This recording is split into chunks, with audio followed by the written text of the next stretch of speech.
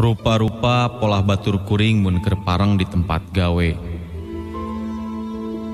Komo lamun parang geus beres dina ngalaksanakeun pagawean. Aya nu ngadon nyanyian bari ngagitar. Aya oge anu jojogedan atawa anu ngadon ngobrol curhat.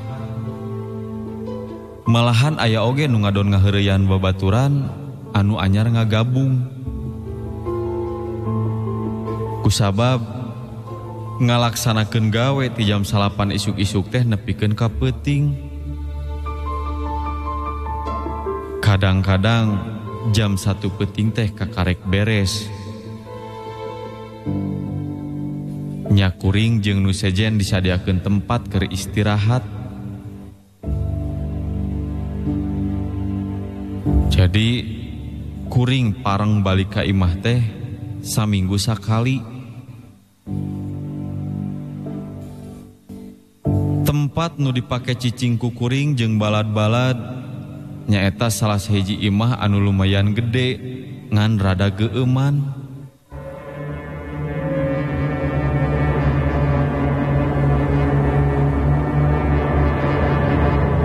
Sabab tara dicicingan ku anu bogana nya akhirna ku kuring jeung balad-balad disewa dijadikeun base camp. Imah anu rada nenggang ti tatangga teh malahan mah tempatna aya di sisi sawah sarta saluhureun walungan gede.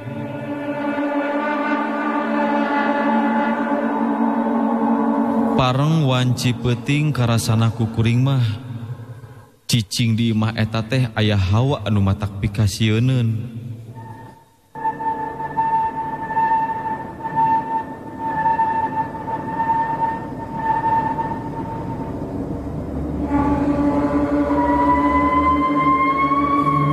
Tamah matak pika keungeun. Kadang aya oge babaturan kuring anu sok sompral dina ngomongna.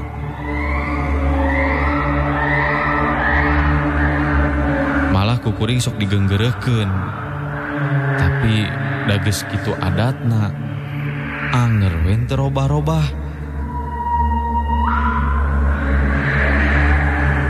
Kuring ngagenggereukeun teh bisi ayana naon.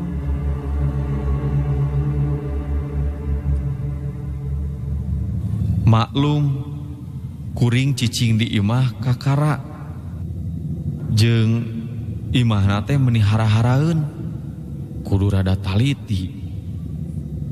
Bisi aya makhluk gaib anu cicing ngageugeul eta imah ngarasa kaganggu ku ayana kuring anu lobaan. Sarta sok ngagandengan ti peuting.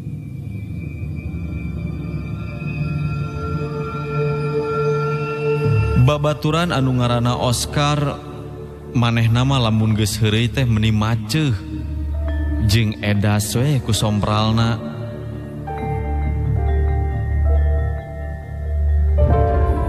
Tapi dalah dikumaha deui da geus puguh hese dicarekna.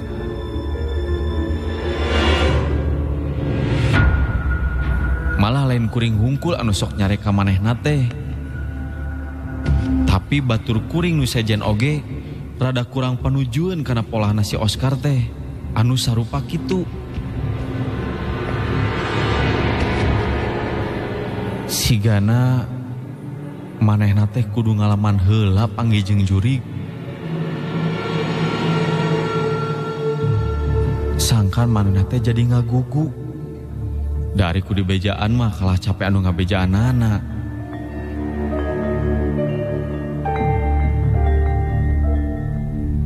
Peuting ngagayuh ka janari leutik. Geus loba babaturan kuring anu sare. Malah si Oscar oge katinggalin aku kuring teh geus peureum. Kuring oge maksud mah rek sare heula we. Da isuk-isuk kudu geus neruskeun deui hanca pagawean. Ari lalaki mah sararena teh di tengah imah. Mun awewe nya dipernahkeun teh sararena teh di kamar. Kaasup kuring harita sare di tengah imah jeung nu sejena.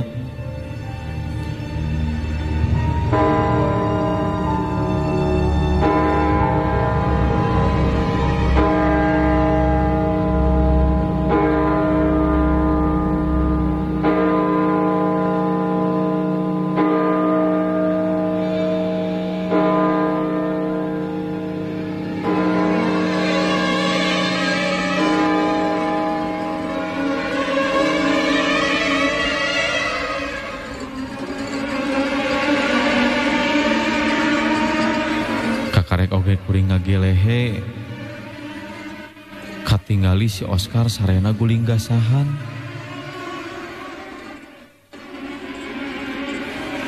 Kuring tepati malire karena kejadian kitu teh.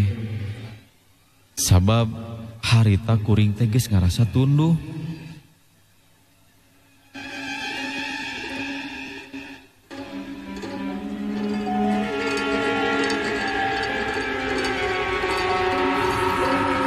Kakarek oge kuring ngalenyap.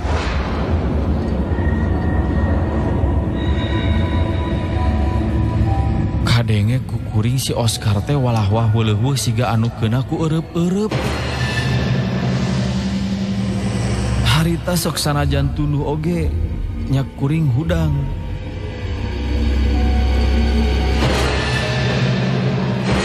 Tuluy kuring ngaguyah-guyah awak si Oscar.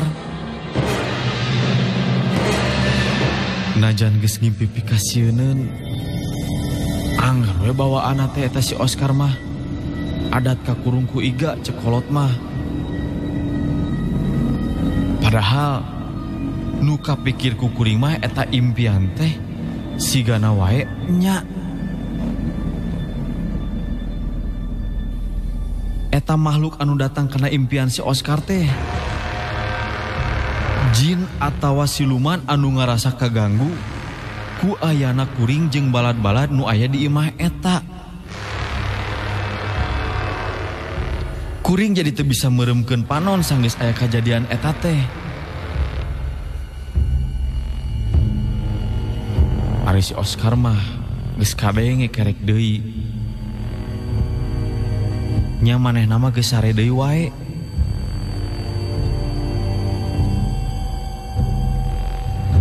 Kuring jadi nyileuk, pitunduheun jadi dak dumadak leungit.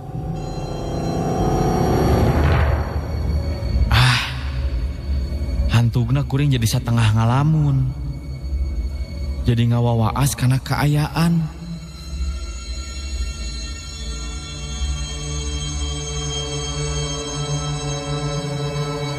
Harita ceuli kuring jadi curing hak. Kadenge aya sora anu lempang ti palebah dapur imah.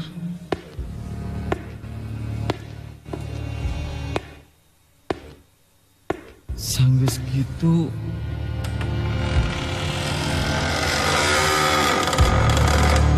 kadenge aya sora panto ngareket siga aya anu keur muka.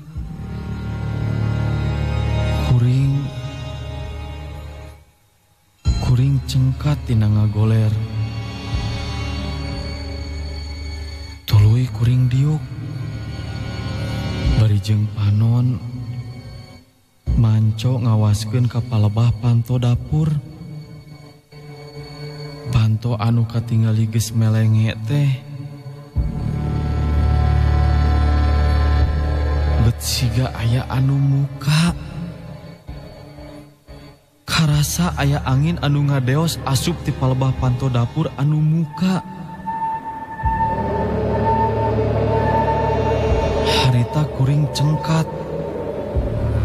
Tuluy lempang muru kana eta panto. Ari maksud mah kuring rek nutupkeun eta panto teh.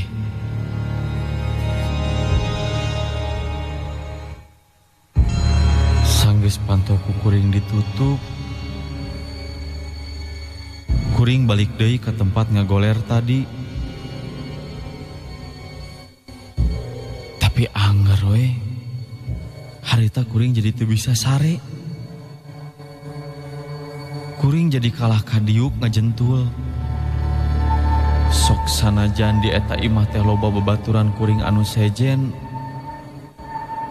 tapi ku sabab nu sejen mah geus sarare, kuring jadi asa ngarasa culang cileung.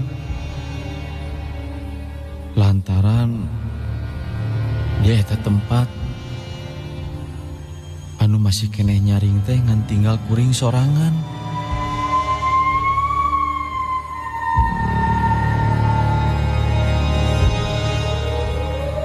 Sabot kuring keur ngajentul,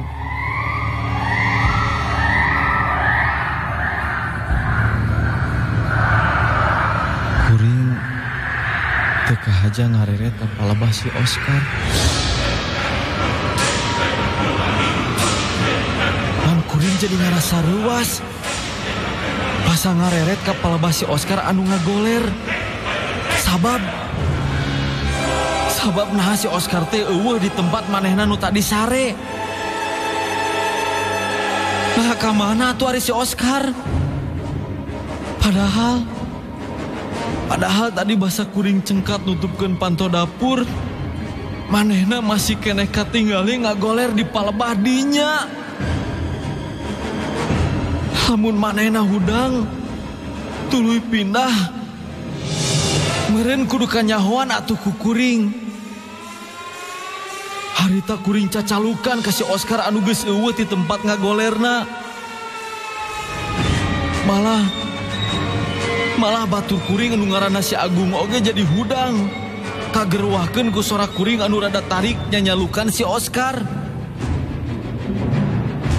Kuring jeung si Agung neangan si Oscar anu geus eueuh di tempat pangsareanana. Geus sababaraha tempat ku kuring jeung si Agung ditempoan, tapi tetep si Oscar teh teu kapanggih. Kuring ngerasa heran karena eta kajadian. Katambahan, sieun si Oscar teh jadi kumaonam. Ku ayana kajadian kitu, kuring jeung si Agung jadi teu bisa sare. Malahan mah nepikeun ka isuk-isuk. Teu karasa nyerelekna waktu harita teh geus isuk-isuk.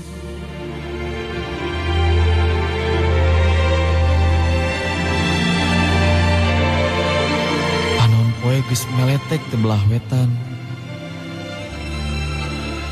Kuring jeung si Agung jadi curing hak.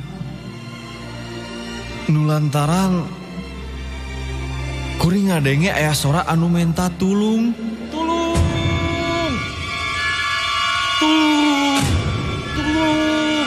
Aduh tulung. Eta sora datangna teh ti saluareun imah. Kuring jeung si Agung geuwat kaluar ti jero imah. Kuring ngadeukeutan nyampeurkeun sora anu keur menta tulung teh.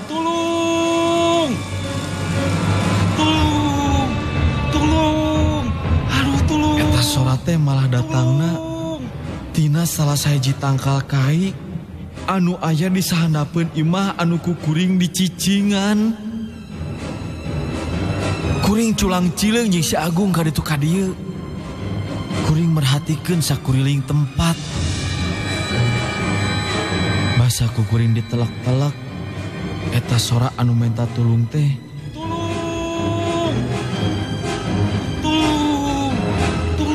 Bet sorana siga sora si Oscar. Sanggeus jelas eta sora anu menta tulung teh datangna tina saluhureun tangkal kai teh. Geuning sorana si Oscar. Kuring jeung si Agung nyampeurkeun ngadeuketan eta tangkal kai. Nyaan wae kasampak dina luhur eta tangkal kai teh si Oscar anu keur ngadaplok dina salah sahiji dahan. Si Oscar minta tulung bari ceurik. Kuring harita langsung ngabejaan babaturan anu sejena. Nyantugna mah babaturan kuring anu sararek keneh oge jadi kaharudangkeun. Sarta terus nulungan si Oscar anu ngadon aya dina luhur tangkal kai. Kabeneran harita teh aya taraje. Nya si Oscar ditulungan turun tina dahan tangkal kai. Sanggeus si Oscar aya di handap, manehna masih keneh can sadar. Katempona manehna siga anu kasurupan. Panona dak dumadak jadi bolotot. Sing horeng bener si Oscar teh kasurupan. Nya harita kuring minta tulung ka kokolot anu aya di eta lembur. Sangkan ngubaran si Oscar. Nya tekung si Lila, kokolot nu aya di eta lembur, datang ngubaran si Oscar.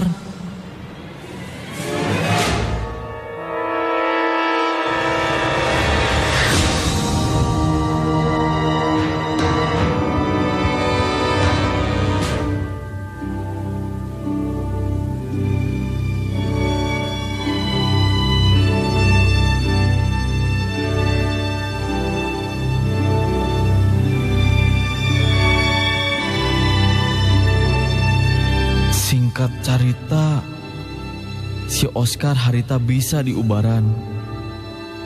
Malahan manehna nepikeun kasadar sabihari deui. Kajadian anu dialaman ku si Oscar teh nyaeta dibalukarkeun ku kalakuan si Oscar anu maceuh pisan dina heureuyna jeung tina sok loba ngomong sompral. Manehna dipindahkeun sare ka luhur tangkal kai kulantaran nu ngagege eta tempat ngarasa teu diajenan jeung ngarasa kabaribinan. Tapi jadi aya hikmah tina kajadian anu dialaman ku si Oscar. Kuring jeung sakabeh babaturan anu cicing di eta tempat teh jadi leuwih tartib. Sabab gening nu disebut makhluk gaib teh aya pagaliwota jeung urang sarerea.